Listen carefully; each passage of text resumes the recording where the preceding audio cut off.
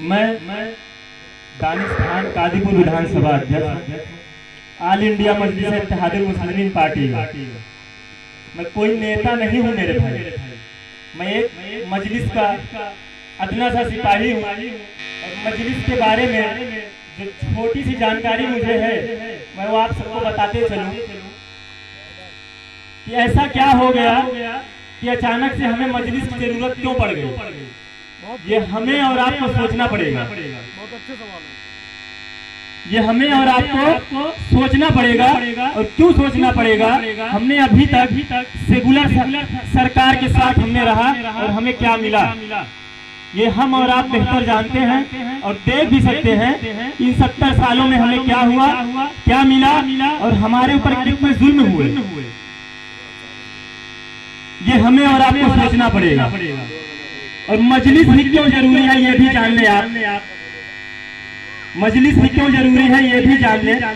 18% से लेकर 33% तक हम अलग अलग मंसूबों में हैं। 18% से लेकर 33% तक हम अलग अलग मंसूबों में हैं। तो हमें हिस्सेदारी क्यों नहीं मिली आज तक? हम लोगों के पीछे बहुत चले और पीछे ही रह गए। अब हिस्सेदारी चाहिए, हिस्सेदारी की बात होगी। हमें हमारा हक चाहिए और ये हक ऐसे में नहीं मिलेगा मेरे भाई। ये हक हमें छीनना पड़ेगा, ये हक हमें छीनना पड़ेगा। ये हक हमारे और आपके लिए जरूरी है, ये समझ लीजिए। दौरे आजमाइश है, दौरे आजमाइश है। एतबार की जुस्तजू कर लीजिए।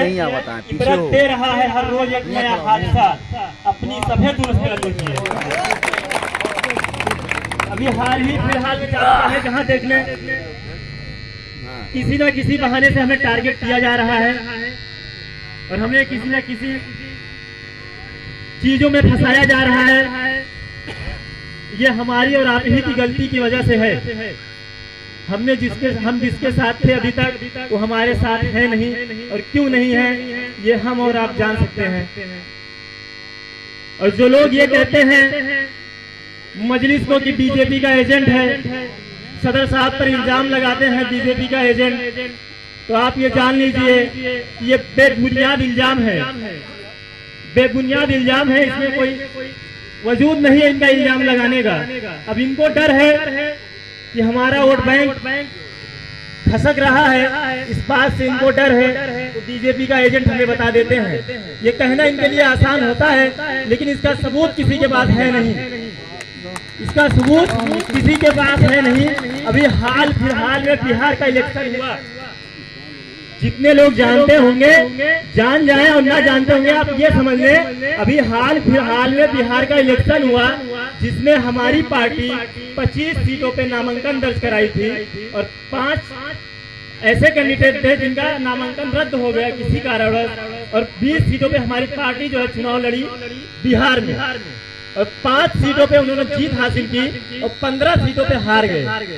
और जहां से हारे हैं आप वहां से उनका परसेंटेज निकाल लीजिए, लगभग आधे से ज्यादा जो विधायक हारे हैं वहां पर राजद के या लालू परिवार के ही लोग जीते हैं। लेकिन वहीं आप देख लीजिए कांग्रेस जितनी सीटें हारी है वहां पे अधिकतर भाजपा ही जीती है। अब आप अंदाजा लगा लीजिए कि वोट कटुआ कौन हुआ, वहां वोट कटुआ आपके सामने कौन हुआ, आप वहीं से अंदाजा लगा लीजिए। और जो कुछ लोग ये कहते हैं कि 2-4-10 सीटें जीतने से क्या हो जाएगा, तो आप ये भी जान लें कि 2-4 सीटों से क्या होता है। अभी हाल ही में राजस्थान में चुनाव हुआ, वहां पर कांग्रेस सरकार 200 सीटों में से 100 सीटें जो है हासिल कर पाई। अब उसे सरकार बनाने के लिए 2 सीटों की जरूरत थी, 2 सीटों के बिना उनका सरकार जो है बना नहीं। और वहां पे बहन कुमारी मायावती जी के पास 6 विधायक थे, शायद 6 विधायक। उन्होंने अपनी बात रखी, अपने शर्तों के हिसाब से कांग्रेस का समर्थन दी और वहां उनका मुख्यमंत्री बना। तो हमें कोई सरकार नहीं बनाना है, हमें बस हिस्सेदारी चाहिए, हमारा हक चाहिए, हमारा काम होना चाहिए। ये नहीं कि हम 10 लाख का घर बनवा सकते हैं तो 10,000 का नलका भी लगवा सकते हैं। हमें ये नलके की जरूरत नहीं है। हम 10 लाख का अपना घर बनवा सकते हैं तो हम 10,000 का नलका भी लगवा सकते हैं। हमें नलके की जरूरत नहीं है, हमारा काम होना चाहिए, हमारा काम होना चाहिए। इसी सब चीजों को लेकर मजलिस आई है आपके यहाँ। आप मजलिस को देखिए, ऐसे जहां हमारे भाई कमजोर हैं, इंशाअल्लाह हम मजबूत भी होंगे, आने वाले वक्त में हम मजबूत भी होंगे। अगर ये जो कह रहे हैं कि बीजेपी के एजेंट हैं, आपका वोट बैलेंस खराब हो रहा है, तो आप हमें गठबंधन में ले लीजिए ना। ये सवाल हम क्यों नहीं करते? ये सवाल करना पड़ेगा हमें यार, ये हमारा सवाल है। आपका वोट खत्म हो रहा है तो आप हमें समर्थन दीजिए, आप हमें गठबंधन में लीजिए ना। हम तो हमेशा आपके साथ रहे भाई। हम 18% है, हम सरकार में क्यों नहीं आ सकते? आप 4%, 7% होकर सरकार बना लेते हैं, कैसे बना लेते हैं आप? भाई हम तो थे आपके साथ आज तक, आ जाइए हमारे साथ, आप हमारा हक दीजिए। 18% रिजर्वेशन देने का वादा किया था अखिलेश यादव ने, माननीय मुख्यमंत्री थे, दिए, हमारा काम हुआ? कुछ नहीं हुआ। जितने भी नेतागण हैं आप देख लीजिए, हमारा काम ऐसे नहीं होगा मेरे भाई। हम पीछे चलेंगे, पीछे ही रह जाएंगे। हम आगे चलना पड़ेगा हमें, और हमें और आपको निकलना पड़ेगा। मजलिस का पैगाम घर घर पहुंचाना पड़ेगा। ये हमारी और आपकी जिम्मेदारी है, ये हमारी और आपकी जिम्मेदारी है।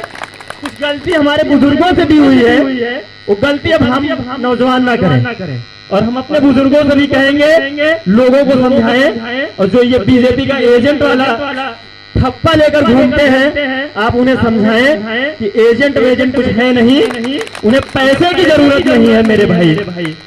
आप बेहतर जानते होंगे या ना जानते होंगे तो आप पता कर लीजिए सदर साहब के बारे में, राष्ट्रीय अध्यक्ष जनाब असदुद्दीन ओवैसी साहब के बारे में। वो बादशाहियत घराने से है मेरे भाई, उन्हें पैसे की जरूरत नहीं है।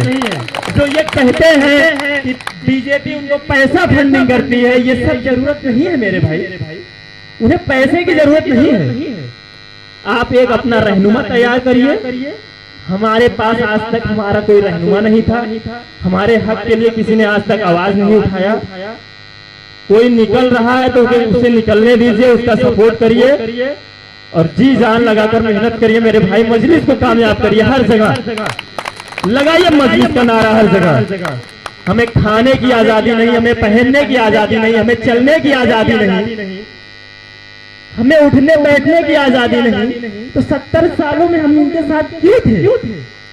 ये 70 सालों का नतीजा हमें ये मिला। कहना तो बहुत कुछ चाहता हूं मेरे भाई, लेकिन वक्त नहीं है। मैं इसी के साथ अपनी बात खत्म करता हूं। अस्सलाम वालेकुम व रहमतुल्लाहि व बरकातहू।